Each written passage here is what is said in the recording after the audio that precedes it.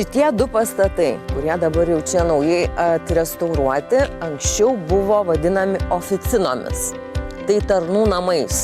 Raudondvario dvare jų gerokai per 100 gyvendavo ir aptarnaudavo ponus. Šiandien čia planuojama ateityje tuo greitų metu bus viešbutis, o čia muziejus. Čia tokį nedidelį namuką turime, kuriame šiandien yra verslo ir informacijos centras Kauno rajono, bet anksčiau būdavo ledaunė.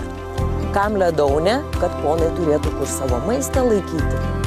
Per visą žiemą anksčiau šaldytuvų tai nebūdavo, tai baudžiauninkai, tarnai. Žiemą, kurios būdavo itin šaltos, lėkdavo prie Nevėžio, pjaustydavo tos storus ledo gabalus ir neždavo į šitą ledaunę. Ledo gabalas, šienas, ledo gabalas. Ir ten laikydavo maistą, sumedžiotą mėsą ir sako, kad tas ledas net neištrupdavo per vasarą. O dabar, ilgiau pabuvus, irgi net rankos užvargsta.